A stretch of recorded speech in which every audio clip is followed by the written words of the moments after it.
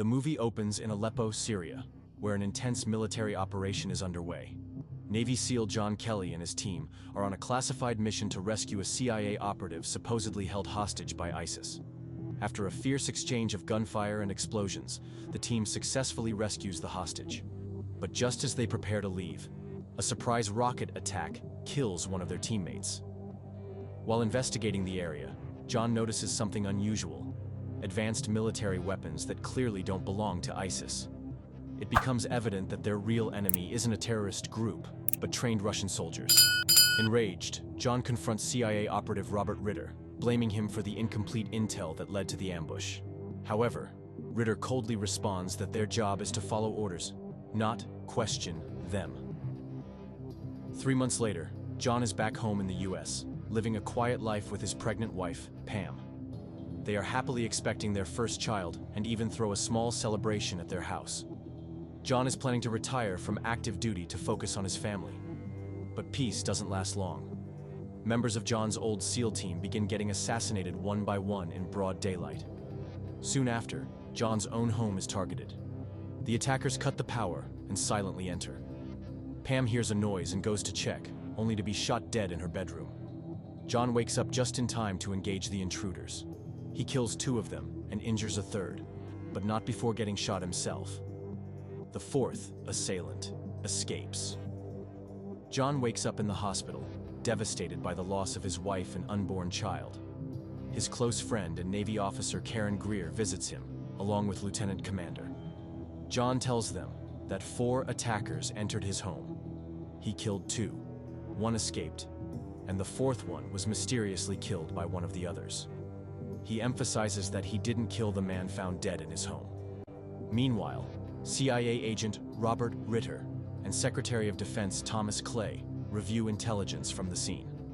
They conclude that the assassination attempts on John and his team were orchestrated by Russian operatives in retaliation for the covert mission in Syria. However, there's a mystery. John insists there were 4 attackers, but only 3 are identified. Who was the 4th man? Ritter brushes it off, signaling the CIA's reluctance to escalate tensions with Russia. They want the operation closed. As John slowly recovers, Greer visits him again with photos of the suspected assailants. John studies them but says one thing with certainty: "I don't care about these guys. I want the 4th man." After his confrontation at the airport, John is arrested by the police. He is brought into custody, and his emotional state is evident as he is interrogated by CIA officer Karen Greer. John insists that he won't stop until he has wiped out everyone involved in the attack on his family. He demands answers and threatens to expose vital information to his superiors, which could shift the course of the investigation. While in his holding cell, John overhears Russian operatives discussing something that could help him. He is determined to escape and confront those responsible. With a bit of planning and preparation, John manages to overpower the police officers guarding him, making a daring escape. He beats the officers mercilessly before being stopped by Greer and another operative. They take him into their custody to use his information. John is then transported to a secure location, where CIA operatives, including Thomas Clay, are waiting. John finally reveals crucial information to them. He knows the identity of the 4th man responsible for the attack. The man is Russian and still alive, working under a false identity. Clay and Greer discuss the intel, realizing that they must act quickly before the Russians can eliminate their lead. They show John photographs of various suspects, and he recognizes one of them, a man named Victor, who was once believed to be dead. John insists that Victor is alive and working for the Russian government. The mission now shifts focus to capture him before he can cause further chaos. John, eager for justice, demands to be included in the mission, despite the risks. After much negotiation, Greer and the team agree to allow him to join the operation. The operation leads them to Russia, where things take a dangerous turn. As they approach the target area, a Russian airstrike attacks their plane, forcing it to crash into the sea. Miraculously, John and the team survive, making it to safety with the help of a rescue aircraft. But the mission is far from over. Upon reaching their destination, they discover a hidden stash of Russian money and realize that Victor is working with other powerful figures in the Russian government. John, now furious, confronts Clay, accusing him of knowing about the attack on their plane. Clay denies any prior knowledge, but John's suspicions grow as he begins to piece together the web of deception. As the situation escalates, John begins to lose trust in his own team.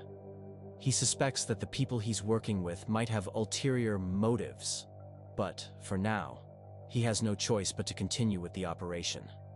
The intel they receive leads them to a building in a Russian city where Victor, their main target, is hiding. As night falls, John and his team strategically position themselves, preparing to infiltrate the building. However, John has a different plan. He locks his teammates in a separate area and decides to confront Victor alone. Victor, knowing that John would come for him, is ready. He taunts John, claiming that he wasn't responsible for killing his wife. Instead, Victor was ordered to do it, just as John is following orders from his superiors. Both men, according to Victor, are patriots working for the same cause, but their fates are sealed by the roles they've been forced to play. Victor's chilling words hint at a much larger conspiracy at work. As the confrontation intensifies, Victor reveals that his body is rigged with explosives, controlled by a remote trigger. Victor's final words echo through the building. The patriots sitting in Washington are not true patriots. I am. We are the ones born to die.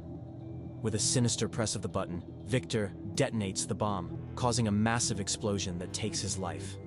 The blast devastates the area, and John's team is thrown into chaos.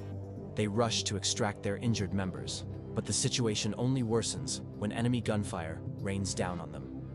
In the ensuing gunfight, John and his team narrowly escape, taking down any threats in their path. As they move forward, they realize that their enemies are trying to frame them, making it appear as if the attack was carried out by the CIA. It becomes clear that this was part of a larger plan to incite conflict between their countries, orchestrated by those in power. Karen Greer, now fully aware of the stakes, urges the team to get out of the building before their operation is compromised. They work together to break through barriers and escape, engaging in a final standoff. John faces off with Victor's allies in a brutal fight, determined to stop the plot from succeeding. The operation reaches its peak as John fights to save his country and clear his name, but the ultimate outcome of the mission is still uncertain. Amidst the chaos, the team realizes that they need to act fast to escape. John suggests distracting the Russian police by going up to the rooftop and drawing their attention. Despite initial reluctance, Karen agrees, understanding that they have no other option. As John positions himself on the rooftop, he begins firing at the police, drawing their focus. This gives Karen and the team the opening they need to escape through a hidden passage. The gunfight between John and the police intensifies, leading to numerous casualties on both sides. In the midst of the shootout, John manages to make his way down and tosses a carefully prepared device at the police, which causes a massive explosion. The blast takes out several officers and creates the perfect distraction for John's escape. A rescue team arrives shortly after, and John seizes the opportunity to disguise himself as a police officer, slipping away unnoticed. John's next move takes him to a secluded location, where he meets with Victor and Thomas. The two men discuss the state of the operation, and John reveals his doubts. He had once believed that they could stop the plans, but now he sees that their efforts were futile against a much bigger system. Victor mentions a bag filled with cash, suggesting that John could take it and leave the country. But John's loyalty remains unshaken, and he refuses to walk away. Later, we see John and Thomas having a meal at a restaurant while watching a news report about John's supposed death. As they discuss the current situation, John is shocked when he comes face to face with an old ally who was thought to be dead. This man, who had been working undercover in Russia, reveals that everything happening in Russia was part of a long-term plan. The tensions between the nations were being deliberately escalated, and someone powerful was behind it all. Thomas, however, remains unshaken and coldly responds that this is merely the way the world works.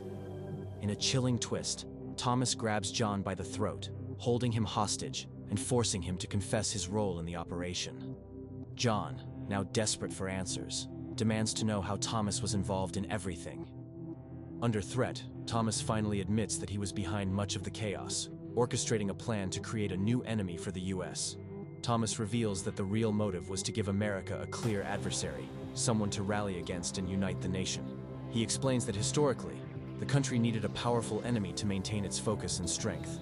Russia, he claims, was the perfect choice, as invoking fear of Russia would drive the people of the United States to unite in a way they hadn't in years. He elaborates that the ultimate goal was to prevent the country from falling apart by giving it a common enemy to fight. Upon hearing this, John's resolve hardens. He realizes that his personal vendetta against those responsible for his family's death is part of a larger scheme that has been manipulating everyone involved.